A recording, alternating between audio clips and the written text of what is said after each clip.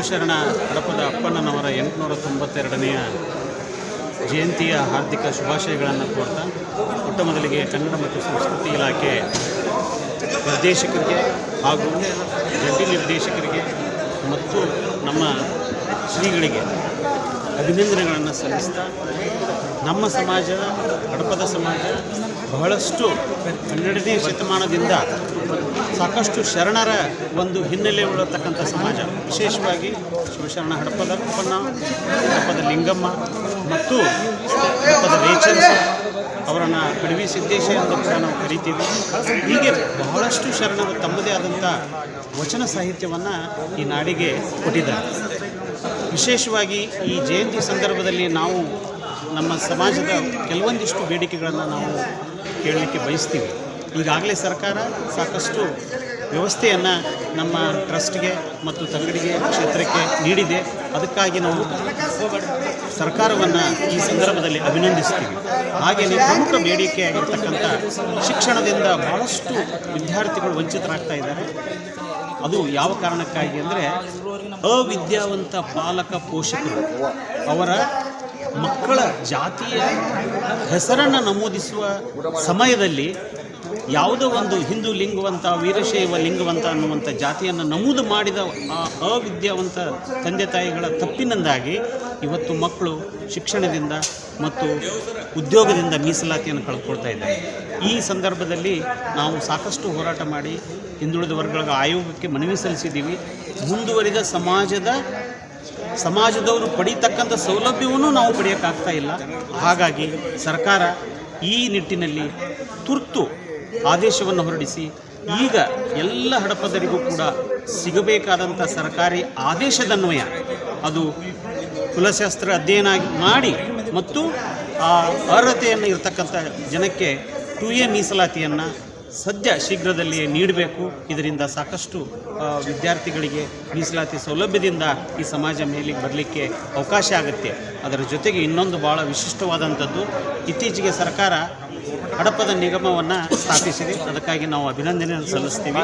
ಆದರೆ ಅದರಲ್ಲಿ 8G ಅನ್ನುವಂಥ ಕೇವಲ ಈ ಒಂದು ಉಪಜಾತಿಗೆ ಮಾತ್ರ ಸ್ಥಾಪನೆ ಆದರೆ ಇದು ಭಾಳ ಅನ್ಯಾಯ ಆಗುತ್ತೆ.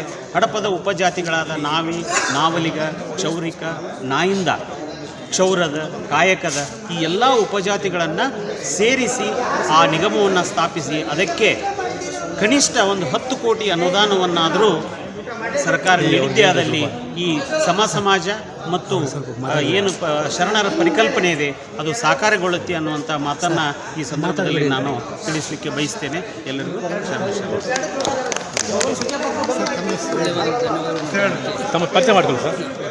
ನನ್ನ ಹೆಸರು ಪ್ರಕಾಶ್ RH, ಅಧ್ಯಕ್ಷರು ಕರ್ನಾಟಕ ರಾಜ್ಯ ಹಡಪದ ನೌಕರರ ಸಂಘ, ರಿಜಿಸ್ಟರ್ ಬೆಂಗಳೂರು, ತಂಗಡಿ. ಅಲ್ಲ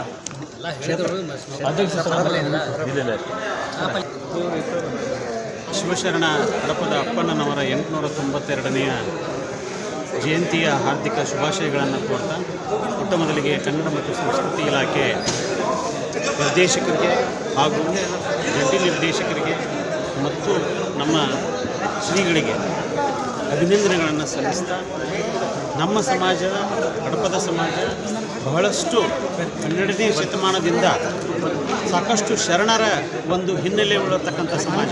ವಿಶೇಷವಾಗಿ ಶಿವಶರಣ ಹಡಪದ ಅಪ್ಪಣ್ಣ, ಹಡಪದ ಲಿಂಗಮ್ಮ ಮತ್ತು ಹಡಪದ ರೇಚರ್ಸ್ ಅವರನ್ನು ಕಡವಿ ಸಿದ್ದೇಶ ಎಂದು ಕೂಡ ನಾವು ಕರಿತೀವಿ. ಹೀಗೆ ಬಹಳಷ್ಟು ಶರಣರು ತಮ್ಮದೇ ಆದಂಥ ವಚನ ಸಾಹಿತ್ಯವನ್ನು ಈ ನಾಡಿಗೆ ಕೊಟ್ಟಿದ್ದಾರೆ. ವಿಶೇಷವಾಗಿ ಈ ಜಯಂತಿ ಸಂದರ್ಭದಲ್ಲಿ ನಾವು ನಮ್ಮ ಸಮಾಜದ ಕೆಲವೊಂದಿಷ್ಟು ಬೇಡಿಕೆಗಳನ್ನು ನಾವು ಕೇಳಲಿಕ್ಕೆ ಬಯಸ್ತೀವಿ. ಈಗಾಗಲೇ ಸರ್ಕಾರ ಸಾಕಷ್ಟು ವ್ಯವಸ್ಥೆಯನ್ನು ನಮ್ಮ ಟ್ರಸ್ಟ್ಗೆ ಮತ್ತು ತಂಗಡಿಗೆ ಕ್ಷೇತ್ರಕ್ಕೆ ನೀಡಿದೆ. ಅದಕ್ಕಾಗಿ ನಾವು ಸರ್ಕಾರವನ್ನು ಈ ಸಂದರ್ಭದಲ್ಲಿ ಅಭಿನಂದಿಸ್ತೀವಿ. ಹಾಗೆಯೇ ಪ್ರಮುಖ ಬೇಡಿಕೆಯಾಗಿರ್ತಕ್ಕಂಥ ಶಿಕ್ಷಣದಿಂದ ಭಾಳಷ್ಟು ವಿದ್ಯಾರ್ಥಿಗಳು ವಂಚಿತರಾಗ್ತಾ ಇದ್ದಾರೆ.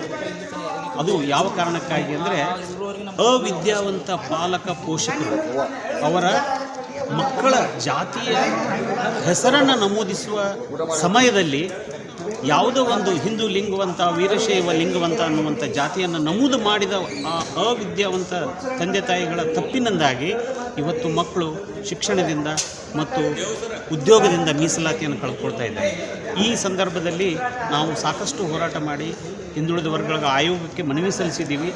ಮುಂದುವರಿದ ಸಮಾಜದವರು ಪಡೀತಕ್ಕಂಥ ಸೌಲಭ್ಯವನ್ನು ನಾವು ಪಡೆಯೋಕ್ಕಾಗ್ತಾ ಇಲ್ಲ.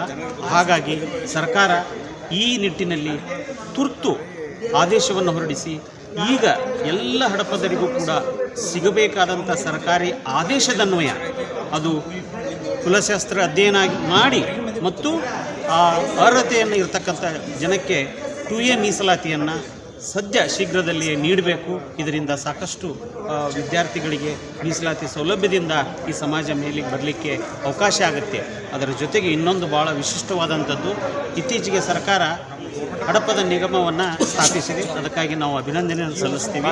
ಆದರೆ ಅದರಲ್ಲಿ 8G ಅನ್ನುವಂಥ ಕೇವಲ ಈ ಒಂದು ಉಪಜಾತಿಗೆ ಮಾತ್ರ ಸ್ಥಾಪನೆ ಆದರೆ ಇದು ಬಹಳ ಅನ್ಯಾಯ ಆಗುತ್ತೆ. ಹಡಪದ ಉಪಜಾತಿಗಳಾದ ನಾವಿ, ನಾವಲಿಗ, ಕ್ಷೌರಿಕ, ನಾಯಿಂದ, ಕ್ಷೌರದ, ಕಾಯಕದ ಈ ಎಲ್ಲ ಉಪಜಾತಿಗಳನ್ನು ಸೇರಿಸಿ ಆ ನಿಗಮವನ್ನು ಸ್ಥಾಪಿಸಿ